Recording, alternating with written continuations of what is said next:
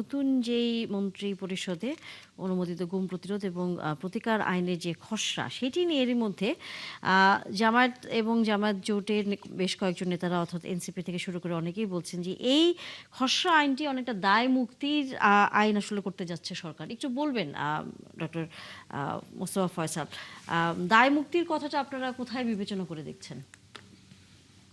জি, ধন্যবাদ আপনাকে। আসলে গুম কমিশনে যে বিষয়টি নিয়ে আলোচনা এসেছে, দেখেন, যখন এই গভর্নমেন্ট ক্ষমতায় আসার আগে গুম কমিশন যেভাবে কাজ করেছে, যে একটা বিষয় তদন্ত করার প্রয়োজন হলে গুম কমিশন থেকে সেখানে তদন্ত করতো তারা, এবং তারা রিপোর্ট দিত। কিন্তু আপনি দেখবেন যে বর্তমানে সরকার কিন্তু বলেছিল আরো শক্তিশালী গুম কমিশন তারা প্রবর্তন করবে, এইসব কথা বলে কিন্তু সংসদে আইনমন্ত্রী, মাননীয় স্বরাষ্ট্রমন্ত্রী সবাই এগুলো কথা বলেছে।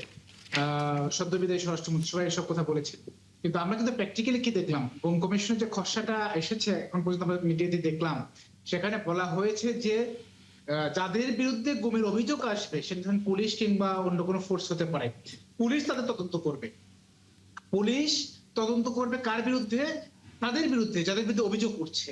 এবং আপনি অভিযোগ কোথায় দেবেন? অভিযোগ দিতে হবে আপনাকে থানায় গিয়ে, নর্মাল একটা মামলা থানায় অভিযোগ দিতে হবে। এরপরে কি বলা হচ্ছে যে পুলিশের তদন্তের পরে যদি প্রমাণিত হয় যে যাদের বিরুদ্ধে অভিযোগ করা হয়েছে তার প্রমাণিত না, তাহলে যারা অভিযোগ করবে তাদেরকে 5 বছরের সাজা পর্যন্ত দেওয়া হবে। তো আপনি যদি এই সিকোয়েন্স গুলো চিন্তা করেন এবং এই খসড়াগুলো চিন্তা করেন, তাহলে আমরা মনে করি সরকার যে আশা দিয়েছিল, ধরেন জুলাই সনদে যেটি ছিল সেটিকে অ্যাভয়েড করে সরকার বলেছিল আমরা শক্তিশালী গুম কমিশনের গুম নীতি নিয়ে আসবো, সেটি যে বলেছিল সেটা বলেই নাই, বরং এটিকে দুর্বল করেছে এবং এটিকে একটা হাসির বস্তুতে পরিণত করেছে। এবং আমি মনে করি বিরোধী দলের বিষয়ে যা বলেছে সে যথার্থ বলেছে এই বিষয়টি। সাজ্জাদ হোসেন সেলিম, আপনারা কি বিষয়টা কি খুব মানে হালকা করে ফেলেছেন এই বিষয়টি নিয়ে, যা এর মধ্যে জামাতের একজন সদস্য এটা তো বললেন? হালকা আর ভারী করা কোনো বিষয় না। এটা গুম কমিশন এবং মানবাধিকার কমিশনকে একত্রীভূত করে একটা আইন প্রণয়ন করা হবে সংসদে এবং সেটা পাশ করা হবে।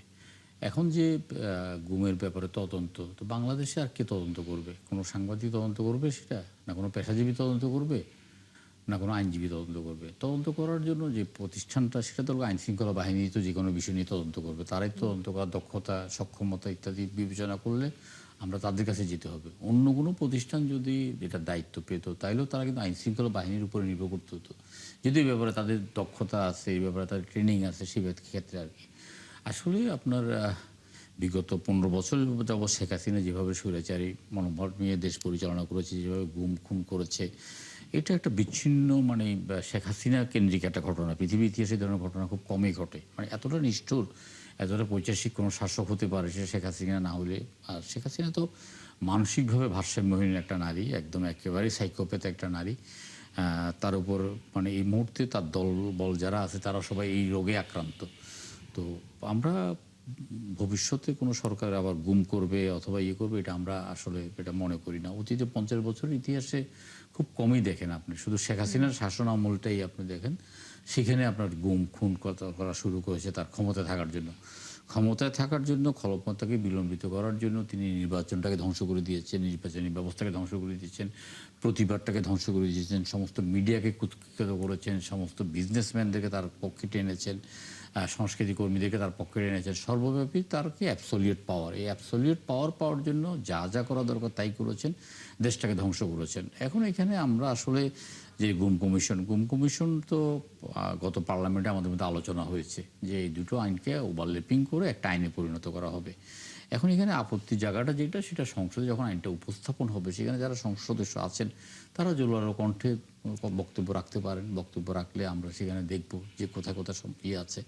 আমরা তো একজন সংসদ সদস্য হিসাবে যে কোনো আইন পাশ করার আগে আমরা এটা মানে আমরা দেখার সক্ষমতা আছে, আমরা দেখতে পারি। তো আমরা আশা করি সরকার যেটা করছেন নিঃসন্দেহে বুঝে শুনেই করছেন, এবং সরকার যেটা করছেন সেটা আইনানুগভাবে করছেন, এবং সরকার যেটা করছেন দেশ ও জাতিকে ভবিষ্যতে যে কোনো শঙ্কামুক্ত রাখার জন্য, কোনো অগণতান্ত্রিক শক্তি যেন মাথাচাড়া দিয়ে উঠতে না পারে, ফ্যাসিবাদের যেন জন্ম নিতে না পারে, এগুলো বিবেচনা করেই আইনগুলো করা হচ্ছে, এবং এটা আমরা মনে করি যে এটা যথার্থই করছেন। ডক্টর মোস্তফা, আপনার কাছে কি মনে হয়, আপনি কি একটু আস্থা রাখতে পারেন সাজ্জাদ হোসেন সেলিম যেভাবে ব্যাখ্যাটা দিলেন? দেখেন, সাদত ভাই যে কথাটি বলেছে, বিএনপির একজন সংরক্ষিত নারী এমপি, যিনি যে মায়ের ডাকের দায়িত্বে আছেন, তুলিয়াপা নিজেও কিন্তু সরকারের যে পলিসির সমালোচনা করেছেন। শুধুমাত্র মানবাধিকার সংগঠনগুলো কিংবা বিরোধী দল এর বিষয়টা এরকম নয়, স্বয়ং বিএনপির এমপিরাও কিন্তু সমালোচনা করেছেন। আমাদের যদি আমাদের বাংলাদেশের রাজনৈতিক কালচার যদি সুন্দর হতো, আমার কাছে মনে হয় বিএনপির যে পরিবারগুলো গুমের শিকার হয়েছিল, নির্যাতনের শিকার হয়েছে, যার পরিবার সদস্য হয়েছে, তারা স্পষ্টদের বিরুদ্ধে অবস্থান নিত এবং দায়িত্বশীলদের সবাই বিরুদ্ধে অবস্থান নিত। কিন্তু আমাদের তো ৭০ ধারার কারণে আমরা অনেক কিছু করতে পারি না, দলের বিরুদ্ধে অবস্থান নিতে পারি না। তারপরে কিন্তু আমরা আজকে দেখেছি মায়ের ডাকে যিনি আছেন তুলি আপা এমপি, তিনি কিন্তু বিষয়ে সমালোচনা করছেন। সুতরাং আমি মনে করি সরকার কি কারণটি করেছে এটা আমাদের বোধগম্য নয়। এটা নিয়ে সরকার নোট অফ ডিসেন্টও ছিল না, কিন্তু সরকার যে সিদ্ধান্ত নিয়েছে আমি মনে করি এটা ভবিষ্যতের জন্য বাংলাদেশের জন্য অবশ্যই ক্ষতিকর হবে এটি মনে করি। জিয়াউল কবির সুমন। দেখেন, এই গত ১৫ বছরে বিশেষ করে গুম কমিশনে, যে গুম কমিশন হলো সেখানে কিন্তু অভিযোগ পড়েছে আপনার ১৯১৩টা এবং ১৫৫৯টা কিন্তু একদম তারা সত্যতা পেয়েছেন এবং ২৫১ জন কিন্তু নিখোঁজ। আর শেষ ৫ বছরে আইন শৃঙ্খলা বাহিনী মানে পুলিশ হেডকোয়ার্টারের তথ্য অনুযায়ী প্রায় ১৬,০০০ লোক খুন হয়েছে। তো এরা কারা? এই গুম খুন এরা কারা হয়েছে? বিএনপি জামাতের লোকজনই তো, তাই তো। তো তারা এখন আমি লাস্ট সংসদে একদিন আলোচনায় দেখছিলাম, স্বরাষ্ট্রমন্ত্রী মানে ইমিডিয়েট পাস্ট সালাউদ্দিন সাহেব বলেছেন তিনি নিজেও তো গুমের শিকার হয়েছেন এবং ওই সংসদে আরো কয়েকজন একাধিক গুমের শিকার হওয়া ব্যক্তি এবং পরিবারের লোকজন রয়েছেন। তো উনি বলেছেন যে আমরা গুমের আইনটা এমনভাবে করতে চাই যাতে করে বাংলাদেশে আর কখনোই যেন এই ধরনের ঘটনা, মানে এত কঠোর করতে চান তারা। এবং সেদিন কিন্তু সকলেই মোটামুটি হাততালি দিয়ে বিষয়টাকে স্বাগত জানিয়েছেন।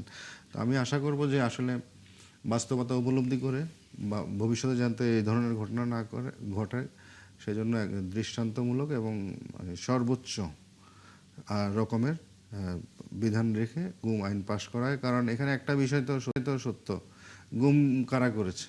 গুম আইন শৃঙ্খলা বাহিনীর লোকজনই তো এটার সাথে নানানভাবে জড়িত ছিল সে সময়। তো এখন যদি আপনি ইনভেস্টিগেশনও যদি তাদের নিয়ে আসেন, তারা করে, সেক্ষেত্রে প্রভাবিত, তদন্ত প্রভাবিত হওয়ার একটা আশঙ্কা থাকে। সেক্ষেত্রে একটা নিরপেক্ষ কমিশন হতেই পারে। নিরপেক্ষ কমিশন আলাদা একটা, যে কোনো দলের বা কোনো গোষ্ঠীর না, একটা আলাদা কমিশন, তারা এটা ইনভেস্টিগেট করবেন।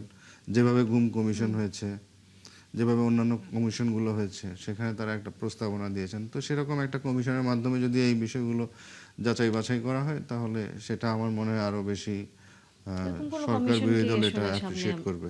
করবে কি সরকার?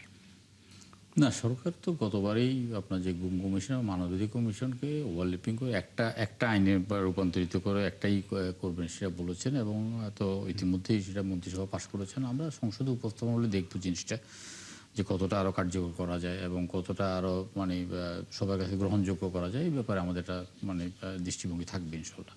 আসলে অনেকগুলো আইনের মধ্যে মানে একাধিক, আমি যেটা শুনেছি আমার যতদূর মনে পড়ছে, একাধিক আইনের মধ্যে এই গুম টুম এই কথাগুলো আছে, যার ফলে কোথাও ধরেন একটা সাজার মেয়াদ আছে আর একটা আইনে আরেক ধরনের সাজা। তো সেদিন তখনকার স্বরাষ্ট্রমন্ত্রী বলেছেন যে আমরা এই বিষয়গুলো সবগুলো, বিশেষ করে যারা গুম হয়েছেন, এই ব্যারিস্টার আরমানের কথাও বলেছেন যে আপনি সহ এই কমিটিতে থাকবেন, আপনারা মিলে একটা এই বিদ্যমান যে আইনগুলো আছে সেগুলো থেকে একটা আইনে আমরা নিয়ে আসবো এবং সর্বোচ্চ কঠোর শাস্তির বিধান রেখে আমরা এই আইনটা পাশ করবো, এটা উনি বলেছিলেন।